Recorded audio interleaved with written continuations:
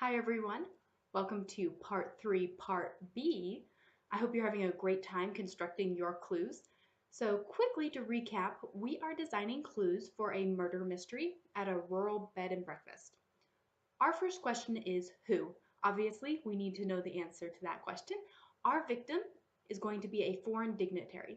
Now we have a couple of different options. We can either present him as a foreign dignitary with an ID on the bedstand that is his true ID, or we could have two separate IDs with two different names but the same picture. And we could use this if we want to present him as a foreign dignitary who's posing as Joe Schmo off the street, or whatever you'd like to do. So if you'd like, you can use an ID on the bed table, and then you can have a hidden passport with the same picture and his true identity locked in the secret safe, whatever you'd prefer. So our bed and breakfast owner thought that he was staying alone, and this could be made clear by witness statements that she gave the police. But he was really there with a woman. And so if we put some sort of item in the room that indicates a woman was staying there with him, this heightens suspicion that the woman is the killer. So this might be a purse, a makeup bag, a stray hairbrush, or something of that nature. To be clear he was not in the room alone, we could leave a voice message, use an email or handwritten note that asks him to meet her at this bed and breakfast. That is also another option. So that's for who. For what, our foreign dignitary had been drinking the night he was garroted. If you want, you can hide the murder weapon in the room someplace, or you can provide other external information that gives information about his final state. So this could be a toxicology report, an empty or spilled bottle of liquor, or a coroner's report. All of that would give you some information about what happened. In our example, the victim died of exactly what it appeared he died of, so we don't need to worry about providing alternative explanations or theories for death, though this can be a lot of fun, and if you'd like to, you can certainly do it for your scenario. Now we have a couple of different ways we can finish the story. The woman may have murdered him, or maybe she brought someone like an assassin with her who did the job. Maybe it was her jealous boyfriend or husband. Maybe it was somebody from his home country, or it could even be a combination of the above people or someone I haven't even listed. You just need to make the evidence fit the crime. Our evidence needs to answer the question of how. Our dignitary was garroted by an assassin from his home country, so our evidence needs to lead our audience in that direction. We could use opinion articles, letters, blog site entries, and these could be locked somewhere in a safe, and they could talk about the problems he was having back home and who his enemies are. You could even have some warnings about particular assassins secreted away in some sort of diplomatic pouch.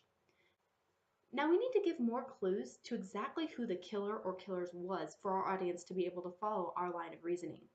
Hidden somewhere deep inside the escape room could be a witness statement or security tape showing that a flower delivery girl had been let into the bed and breakfast and gone straight upstairs. Or maybe the neighbor next door saw a woman climb in through his bedroom window. A picture from a sketch artist or a photo from the security tape could be compared to those warning posters about the various assassins until you have a match.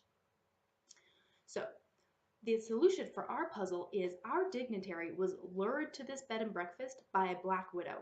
A note in the trash can, or possibly singed next to the hearth, in a man's handwriting or woman's, whichever you prefer, may be a coded message stating the plan to kill the victim.